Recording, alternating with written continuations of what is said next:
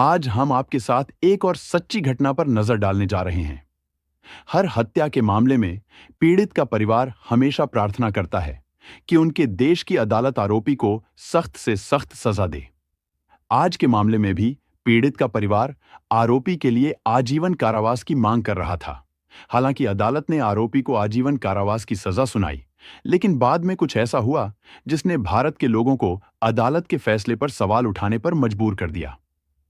आज की सच्ची कहानी भारत के असम राज्य के सबसे बड़े शहर गुवाहाटी में सेट की गई है। तारीख 4 दिसंबर 2017 थी और सुबह करीब 8:30 बजे 20 वर्षीय श्वेता अग्रवाल हमेशा की तरह अपने कॉलेज जा रही थी। श्वेता किडसी दास कॉमर्स कॉलेज में बैचलर ऑफ कॉमर्स की डिग्री हासिल कर रही थी और दिसंबर के दौरान वह अपने 5वें सेमेस्टर की परीक्षा दे रही थी। श्वेता की बात करें तो वह बचपन से ही एक असाधारण मेधावी छात्रा रही है और अब स्नातक की पढ़ाई पूरी करने के बाद वह चार्टर्ड अकाउंटेंट के रूप में अपना करियर बनाने की योजना बना रही थी। आगे बढ़ने से पहले यह बताना जरूरी है कि असम भारत का सबसे ज्यादा चाय बागानों वाला राज्य है। साथ ही गुवाहाटी में कई प्राचीन मंदिर होने की वजह से इस शहर को मंदिरों का शहर भी कहा जाता है। 4 दिसंबर 2017 को गुवाहाटी शहर में रहने वाली श्वेता अग्रवाल की भी परीक्षा थी। आम तौर पर श्वेता को अपने घर से कॉलेज पहुंचने में सिर्फ 15-20 मिनट लगते थे, लेकिन फिर भी वह घर से 1 घंटा पहले ही निकल जाती थी। श्वेता के इतनी जल्दी निकलने की वजह यह थी कि वह अपनी परीक्षा से पहले कॉलेज पहुंचना चाहती थी और कुछ जरूरी सवालों को दोहराने के लिए कुछ समय चाहती थी। इसलिए श्वेता सुबह 8:30 बजे के आसपास घर से निकल जाती थी। फिर उसकी परीक्षा सुबह 9:30 बजे शुरू होती और दोपहर 12:30 बजे खत्म होती। दोपहर 1:30 बजे तक वह आमतौर पर घर वापस आ जाती। हालांकि 4 दिसंबर को श्वेता अपने तय समय पर घर नहीं लौटी। दोपहर 2:30 बजे तक उसकी मां अपनी बेटी को लेकर बहुत चिंतित हो गई और उसने श्वेता के पिता को फोन करके बताया कि श्वेता अभी तक घर नहीं लौटी है। श्वेता के पिता ने फिर उसे फोन करने की कोशिश की, लेकिन श्वेता ने उनके किसी भी फोन का जवाब नहीं दिया। यह बहुत ही असामान्य था, क्योंकि श्वेता ने पहले कभी ऐसा कुछ नहीं किया था। अगर कभी उसकी अपने कॉलेज के दोस्तों के साथ कहीं जाने की योजना बनती, तो वह या तो अपनी मां को पहले ही बता देती या बाहर जाने से पहले अपने माता पिता को फोन कर देती। दोपहर 3:30 बजे तक श्वेता का फोन अचानक बंद आने लगा, जिससे उसके माता पिता और भी चिंतित हो गए। थोड़ी देर बाद शाम करीब 5 बजे श्वेता के चाचा को श्वेता के नंबर से कॉल आया। कुछ ही देर बाद श्वेता के पिता को भी उसके नंबर से कॉल आया, लेकिन दोनों ही कॉल पर दूसरी तरफ से कोई अजनबी बोल रहा था। उस आदमी ने श्वेता के पिता से कहा, चाचा, श्वेता की जलने से मौत हो गई है, इसलिए कृपया जल्दी से जेपी अग्रवाल रोड स्थित मेरे घर आ जाइए। यह सुनकर श्वेता के माता पिता के पैरों तले जमीन खिसक जाती है और वे सदमे की हालत में बताए गए स्थान की ओर दौड़ पड़ते हैं। जब वे पहुंचते हैं तो देखते हैं कि घर के बाहर पहले से ही लोगों की भीड़ जमा है। अंदर घुसने पर उन्हें अंदर 2 महिलाएं और एक लड़का मिलता है। श्वेता के माता पिता के सामने खड़ा लड़का कोई और नहीं बल्कि श्वेता का सहपाठी गोविंद सिंघल है। गोविंद भारी मन से श्वेता के माता पिता को बाथरूम की ओर ले जाता है। बाथरूम के अंदर उन्हें श्वेता की अधजली लाश मिलती है और अपनी बेटी को इस हालत में देखकर उसके माता पिता फूट फूट कर रोने लगते हैं। कुछ देर बाद जब माहौल थोड़ा शांत होता है तो गोविंद श्वेता के माता पिता को बताता है कि वह उसके साथ लिविंग रूम में बैठकर पढ़ाई कर रहा था। लेकिन अचानक श्वेता बाथरूम में गई और दरवाजा अंदर से बंद कर अपने ऊपर मिट्टी का तेल डालकर आग लगा ली। मौके पर पुलिस भी मौजूद थी और उसने गोविंद की मां और बहन से बात करके उसके बयान की पुष्टि की। इसके बाद उन्होंने श्वेता के शव को पास के अस्पताल में पोस्टमार्टम के लिए भेज दिया। इसके बाद पुलिस ने श्वेता के माता पिता से बात की और इस बातचीत के जरिए उन्हें श्वेता के बारे में कई बातें पता चली। दरअसल बचपन से ही श्वेता पढ़ाई में बहुत अच्छी रही है और दरअसल 2015 में कॉमर्स स्ट्रीम में पढ़ाई करते हुए उसने हाई स्कूल में पूरे राज्य में टॉप किया था। इसी वजह से 30 मई 2015 को असम राज्य के हर अखबार में श्वेता की तस्वीर छपी थी। इसके बाद श्वेता ने ग्रेजुएशन के लिए केसी दास कॉमर्स कॉलेज को चुना और वहां बैचलर ऑफ कॉमर्स की डिग्री हासिल करने लगी। हालांकि पढ़ाई के साथ साथ श्वेता ने एक चार्टर्ड अकाउंटेंट के साथ आर्टिकलशिप भी शुरू कर दी। आर्टिकलशिप मूल रूप से चार्टर्ड अकाउंटेंट के लिए एक तरह का व्यावहारिक प्रशिक्षण होता है और गोविंद भी श्वेता के साथ आर्टिकलशिप की ट्रेनिंग ले रहा था। अब गोविंद हमेशा से ही एक औसत छात्र रहा था, जबकि श्वेता एक मेधावी छात्रा थी और जब भी गोविंद को किसी विषय पर कोई संदेह होता तो वह श्वेता से मदद मांगता। चूंकि श्वेता और गोविंद दोनों एक ही कॉलेज में पढ़ते थे और आर्टिकलशिप ट्रेनिंग के लिए एक ही ऑफिस में जाते थे, इसलिए वे बहुत अच्छे दोस्त बन गए। धीरे धीरे उनकी दोस्ती मजबूत होती गई और कभी-कभी श्वेता ग्रुप स्टडी के लिए गोविंद के घर चली जाती। अगर गोविंद को कभी कोई विषय समझने में परेशानी होती तो वह अपनी शंकाओं को दूर करने के लिए श्वेता को बुला लेता। 4 दिसंबर 2017 को गोविंद ने श्वेता से कहा, मुझे कुछ विषयों पर कुछ संदेह है। अगर संभव हो तो क्या तुम परीक्षा के बाद मेरे घर आ सकती हो? श्वेता राजी हो गई और परीक्षा के बाद वह कॉलेज से सीधे गोविंद के घर चली गई। इसके बाद गोविंद ने भी यही कहानी सुनाई कि श्वेता पढ़ाई करते करते बाथरूम में गई और अपने ऊपर केरोसिन डालकर आग लगा ली। अब असम पुलिस अपनी जांच जारी रखती है और वे यह पता लगाते हैं कि श्वेता कॉलेज कब पहुंची, कब निकली, बीच में उसकी मुलाकात किससे हुई, वह गोविंद के साथ उसके घर कब गई और रास्ते में उन्हें किसने देखा। नतीजतन 23 लोग सामने आए जिन्होंने गोविंद और श्वेता को एक साथ देखा। साथ ही गोविंद के कुछ पड़ोसियों ने कहा कि उन्होंने श्वेता को घर में घुसते देखा था, लेकिन कुछ देर बाद उन्हें गोविंद के बाथरूम से धुआं निकलता दिखाई दिया। इस बिंदु पर गोविंद के बयान के आधार पर पुलिस ने माना कि श्वेता उसके घर गई थी और उसने अपनी जान दे दी। हालांकि पुलिस इस सवाल से हैरान थी कि जो अपनी जान लेना चाहता था वह ऐसा करने के लिए किसी और के घर क्यों जाएगा। श्वेता के माता पिता ने भी यह मानने से इनकार कर दिया कि उनकी बेटी ने अपनी जान ले ली है, क्योंकि वह शारीरिक और मानसिक रूप से स्वस्थ थी। लेकिन यहां अपराध स्थल की जांच करते समय पुलिस को एक बहुत ही महत्वपूर्ण सबूत मिला। जब श्वेता गोविंद के घर आई तो वह अपना बैग साथ लेकर आई और जब पुलिस ने उसके बैग की तलाशी ली तो उन्हें एक मशहूर कैफे का नैपकिन मिला। नैपकिन पर एक संदेश लिखा था जिसमें लिखा था, अगर तुम यह रिश्ता तोड़ोगे तो बाद में पछताओगे। इसे पढ़कर ऐसा लगा कि श्वेता किसी लड़के के साथ रिलेशनशिप में थी और जब उनका ब्रेकअप हुआ तो उसके बॉयफ्रेंड ने यह धमकी भरा मैसेज लिखा। लेकिन एक और सवाल उठता है, अगर किसी ने श्वेता को यह नैपकिन दिया था तो उसने इसे अपने बैग में क्यों रखा? इसके बाद पुलिस ने नैपकिन पर लिखे मैसेज की लिखावट की जांच शुरू की।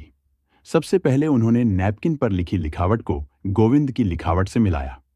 चौंकाने वाली बात यह थी कि गोविंद की लिखावट और नैपकिन पर लिखी लिखावट लगभग एक जैसी थी, लेकिन इससे पुलिस को यह पक्का हो गया कि गोविंद ने यह मैसेज नहीं लिखा हो सकता। इस बीच पुलिस की दूसरी टीम 23 चश्मदीदों के बयान दर्ज कर रही थी और इस दौरान पंकई नाम के एक नाई ने भी अपनी गवाही दी। अपने बयान में पंकई ने कहा, 4 दिसंबर की शाम को मैंने गोविंद को अपनी बाइक पर कहीं जाते देखा था, लेकिन उस समय उसकी बाइक की पिछली सीट पर एक बोरा भी बंधा हुआ था। गोविंद जब कुछ देर के लिए मेरे पास खड़ा था तो अचानक मेरा ध्यान उसकी बाइक के पीछे बंधी बोरी पर गया। जब मैंने गौर से देखा तो उसमें से कुछ लाल पदार्थ टपकता हुआ दिखाई दिया और जब मैंने गोविंद से पूछा कि बोरी में क्या है तो उसने बताया कि यह लाल रंग है जो उसके पिता ने फैक्ट्री के लिए मंगवाया था। दरअसल गोविंद के पिता की अगरबत्ती की फैक्ट्री थी और गोविंद उन अगरबत्तियों को रंगने के लिए लाल रंग अपनी बाइक पर लेकर जा रहा था। इसके बाद गोविंद ने पंकई को अलविदा कहा और चला गया और पंकई अपने काम में व्यस्त हो गया। लेकिन कुछ ही मिनटों बाद पंकई ने गोविंद को फिर से उसी बैग के साथ अपने घर की ओर जाते देखा। अब यह बात पंकई और पुलिस दोनों को ही बहुत अजीब लगी, क्योंकि अगर गोविंद अपने पिता के बताए अनुसार रंग लेकर फैक्ट्री गया था तो वह उसे वापस अपने घर क्यों लाया। इसी बीच श्वेता की पोस्टमार्टम रिपोर्ट सामने आई, जिसमें एक और चौंकाने वाला तथ्य सामने आया। रिपोर्ट के मुताबिक श्वेता के सिर पर गहरे जख्म थे और शरीर के अलग अलग हिस्सों पर चाकू के 13 निशान थे।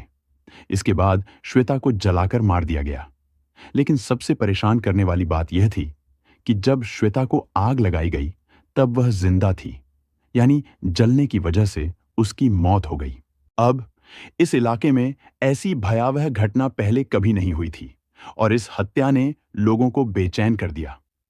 आगे की पुलिस जांच में पता चला कि गोविंद श्वेता को पसंद करता था, लेकिन वह उसे एक सामान्य दोस्त के रूप में ही देखती थी। यह भी पता चला कि गोविंद ने कई बार श्वेता से अपनी भावनाओं का इजहार किया था, लेकिन उसने हर बार उसके प्रस्तावों को ठुकरा दिया था। यह जानने के बाद पुलिस ने श्वेता और गोविंद के सोशल मीडिया प्लेटफॉर्म की जांच शुरू की। उन्हें श्वेता और गोविंद के बीच एक चैट मिली, जिसमें उसने लिखा था, नहीं का मतलब नहीं, हमेशा नहीं। अब तक पुलिस के पास कई बिंदु थे जिससे उन्हें गोविंद सिंघल पर शक हुआ। इसके बाद संदेह के आधार पर पुलिस गोविंद को गिरफ्तार करती है और पूछताछ के लिए थाने ले जाती है। हालांकि गोविंद अपने खिलाफ सभी आरोपों से इनकार करता है, दावा करता है कि उसे फंसाया जा रहा है। लेकिन फिर पुलिस गोविंद के सामने सबूत पेश करती है, जैसे श्वेता के बैग में मिला रुमाल, पंकई नाई का बयान और श्वेता और गोविंद के बीच की चैट। ये सारे सबूत गोविंद को श्वेता का हत्यारा साबित कर रहे थे और इसे देखने के बाद गोविंद को भी एहसास हो गया कि अब वो पुलिस से बच नहीं सकता। इसके बाद गोविंद ने एक ऐसी कहानी सुनाई जिसने पुलिस को भी चौंका दिया। दरअसल गोविंद ने जब श्वेता को पहली बार देखा तो उसे पहली नजर में ही उससे प्यार हो गया था। हालांकि बाद में दोनों अच्छे दोस्त बन गए और गोविंद श्वेता को ग्रुप स्टडी सेशन के लिए अपने घर बुलाने लगा। इस दौरान श्वेता को लगता था कि वो दोनों सिर्फ अच्छे दोस्त हैं, लेकिन दूसरी तरफ गोविंद श्वेता के साथ ज्यादा से ज्यादा वक्त बिताना चाहता था। नतीजतन एक दिन मौके का फायदा उठाकर गोविंद ने श्वेता को प्रपोज कर दिया, लेकिन श्वेता ने गोविंद के प्रपोजल को ये कहते हुए ठुकरा दिया कि देखो गोविंद, अभी मुझे अपना करियर संवारने के लिए पूरी तरह पढ़ाई पर ध्यान देने की जरूरत है। गोविंद श्वेता की बातें समझ गया और कुछ दिनों तक शांत रहा। लेकिन एक दिन गोविंद ने फिर से श्वेता को प्रपोज किया और एक बार फिर श्वेता ने उसका प्रपोजल ठुकरा दिया। हालांकि इसके बावजूद गोविंद के स्वाभिमान को जरा भी ठेस नहीं पहुंची, क्योंकि वह अपने एक तरफा प्यार में पूरी तरह से पागल हो चुका था और श्वेता से शादी करना चाहता था। गोविंद के अजीब व्यवहार की वजह से श्वेता उससे दूर रहने लगी थी, लेकिन चूंकि वे दोनों एक ही कॉलेज में पढ़ते थे और एक ही ऑफिस में आर्टिकलशिप की ट्रेनिंग कर रहे थे, इसीलिए कभी कभार उनकी बातचीत होती थी। हालांकि श्वेता के लिए गोविंद की भावनाएं कम नहीं हुई थीं और उसने आखिरी बार उसे प्रपोज करने का फैसला किया। तारीख थी 4 दिसंबर 2017। इस दिन गोविंद की मुलाकात श्वेता से कॉलेज में हुई। श्वेता के एग्जाम खत्म होने के बाद जब वह क्लासरूम से बाहर निकली तो गोविंद उसके पास पहुंचा और बोला। इसके बाद गोविंद श्वेता को अपनी बाइक पर अपने घर ले गया और वे लिविंग रूम में बैठकर पढ़ाई करने लगे। लेकिन एक बार फिर गोविंद ने श्वेता का हाथ पकड़ा और उसे प्रपोज कर दिया। इस बार श्वेता ने कुछ नहीं कहा। इसके बजाय उसने अपना बैग उठाया और गोविंद के घर से निकलने लगी। यह देखकर गोविंद का पुरुष अहंकार आहत हुआ और गुस्से में उसने श्वेता को धक्का दे दिया। वह दीवार से टकराकर बेहोश होकर जमीन पर गिर गई। हालांकि श्वेता सिर्फ बेहोश हुई थी, गोविंद को लगता है कि श्वेता मर चुकी है और अगर किसी को पता चल गया तो बहुत बड़ी मुसीबत खड़ी हो जाएगी। इसलिए गोविंद श्वेता की लाश को ठिकाने लगाने निकल पड़ता है। सबसे पहले श्वेता की मौत की पुष्टि करने के लिए वह अपने किचन से चाकू उठाता है और श्वेता पर 13 बार वार करता है। इसके बाद वह श्वेता की लाश को एक बड़े बोरे में डालकर अपनी बाइक के पीछे बांधता है और घर से निकल जाता है।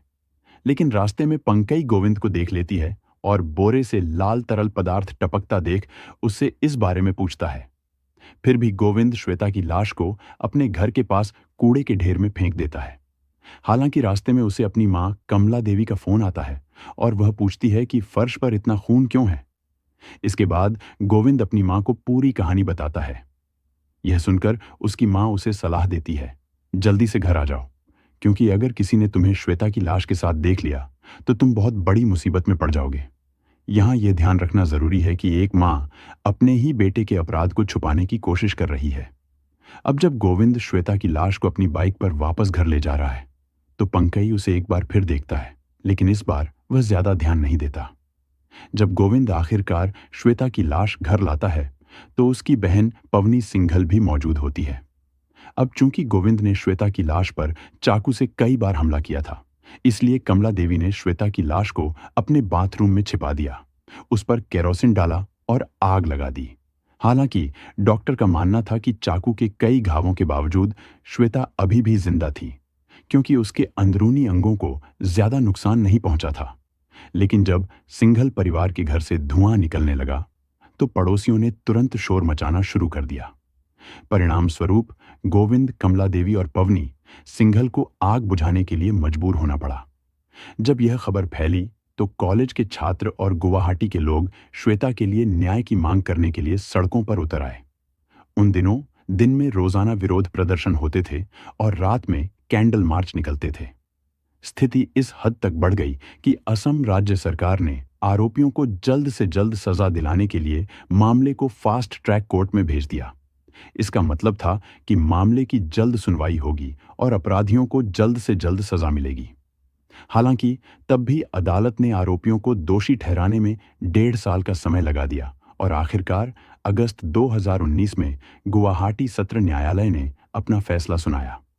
इस फैसले के अनुसार गोविंद सिंघल को श्वेता की हत्या के लिए मौत की सजा सुनाई गई, जबकि उसकी मां कमला देवी और बहन पवनी सिंघल को हत्या में मदद करने, सबूत नष्ट करने और साजिश रचने के लिए आजीवन कारावास की सजा सुनाई गई। कोर्ट का फैसला सुनकर श्वेता के माता पिता के साथ साथ शहर का हर निवासी बहुत खुश हुआ, क्योंकि सभी को लगा कि श्वेता को न्याय मिला है।